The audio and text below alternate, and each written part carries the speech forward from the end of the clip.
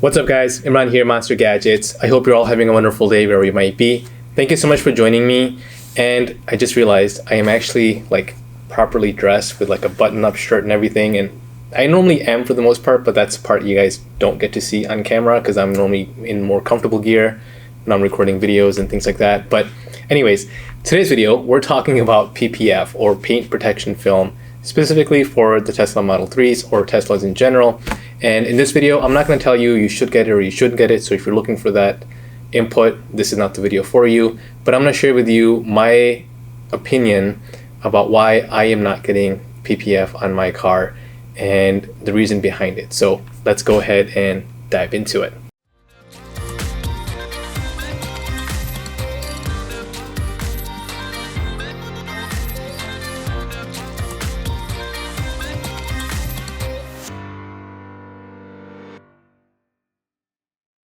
Alright guys, welcome back. So first, I'm going to do a couple different things. Number one, I'm going to go ahead and talk about what PPF is. Number two, look at it from an objective standpoint of depreciating value for the car. And number three, I'm going to share with you guys kind of my input or my opinion of why I'm not getting PPF on my car at this point. So with all my videos, everything is timestamped in the bottom below. So if you want to go ahead and skip to one part of the video or watch the whole video, which I would encourage you to, feel free. But if you want to go ahead and skip through any one section, look at the timestamps below and go ahead and look at that section. All right, so first let's start with what is PPF. Think of PPF as basically as a clear layer between your car and outside environmental factors. Think of it as a basic clear plastic, if you will, that goes onto the top of your car, which protects it against scuffs, dings, scratches, and things like that.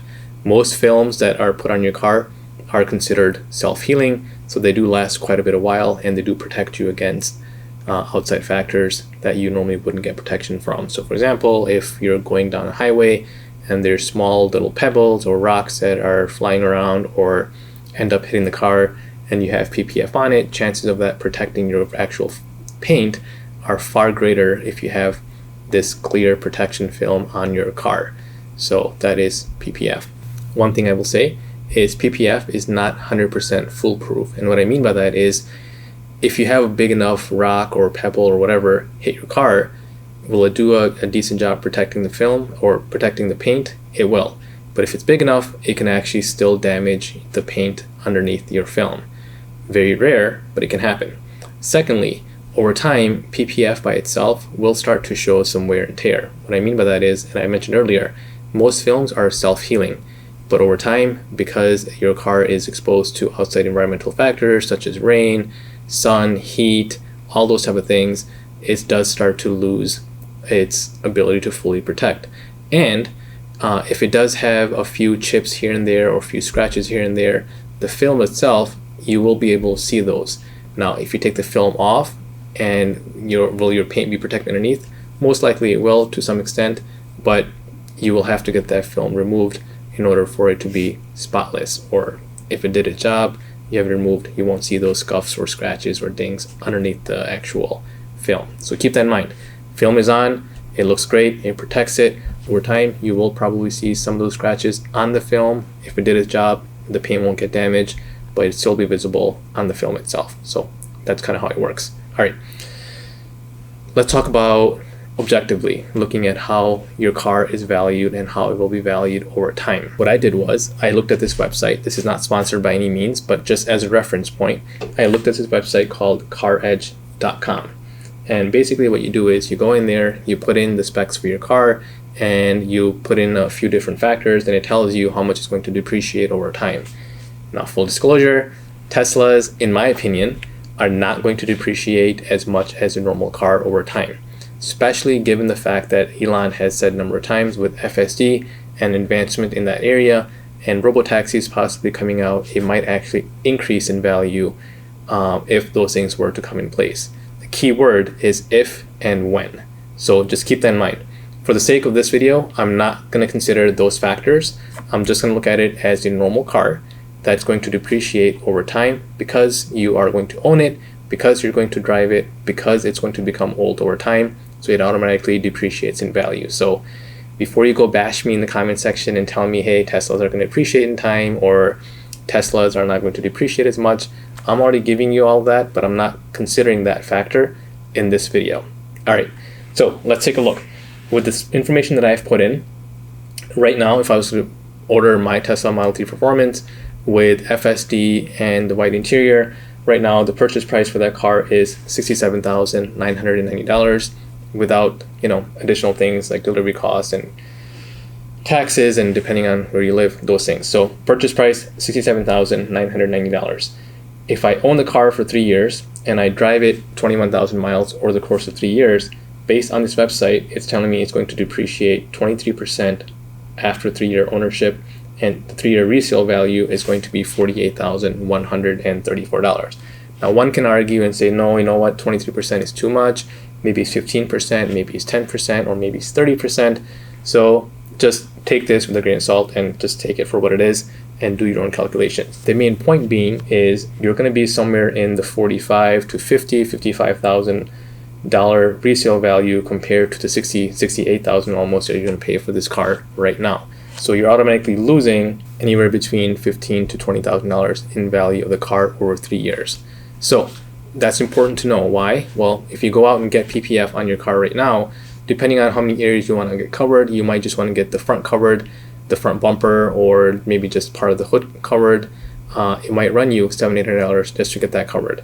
Or if you want to be more involved and get maybe the mirrors covered, the rocker panels, or even the whole car, you might pay anywhere between $2,500 to $4,000 depending on where you go. So think of it as, we'll just kind of take maybe a $2,000 expense to get your car covered in PPF. We'll kind of just leave it at that. So you're spending $68,000 for the car.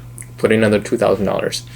That $2,000 is something that you're putting in, and you're not going to get a return of your investment on that because you're automatically losing so much value in your car.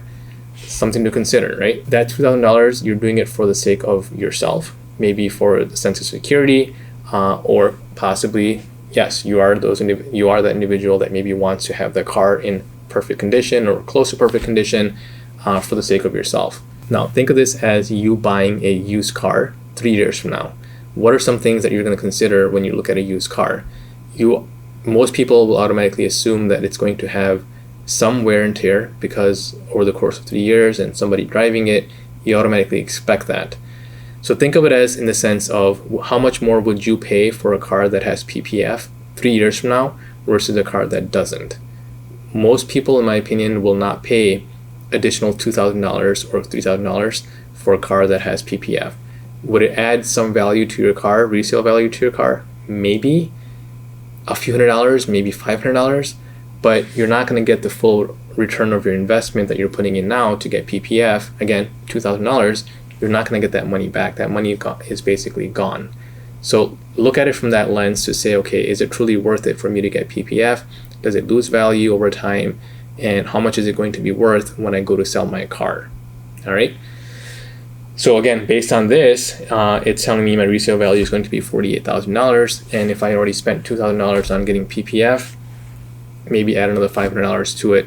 Overall, you're still coming in negative because your car is losing value. Again, as a reminder, you're paying roughly $68,000 right now for the car.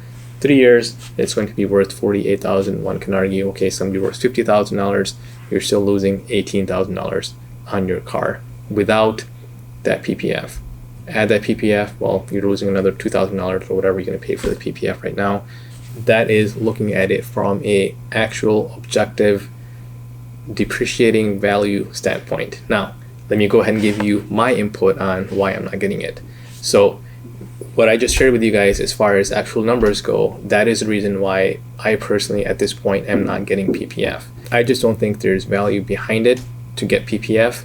And for those of you that have already gotten it or are still going to get it, more power to you. I'm not looking to bash you for getting it. I'm just sharing with you my input on why I don't think it's worth it at this point. If I was going to keep the car for 1 year and I want to keep it in perfect condition and I don't want any scuffs or marks on it, would I possibly get it? Maybe. So the reason I got my Model 3 Performance wasn't to keep it short term. I want to keep it long term. So if I go to sell my car in 5 or 10 years, are people going to care if it has PPF on it at that time? Are people going to really care it's got maybe 1 or 2 less dings on it?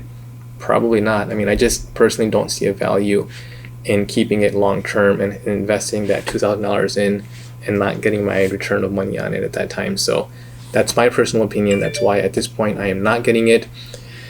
And if you didn't watch the first section, I just want to quickly tell you guys that PPF, while it does a great job in protecting your car and the film itself is self-healing, over time you do see some wear and tear on the film itself. So if you have not watched this first section, go back and watch the first section. I kind of talk a bit more about that, but that is the reason why I personally am not getting PPF on it right now. Will my mind change? Probably not. Maybe. I don't know.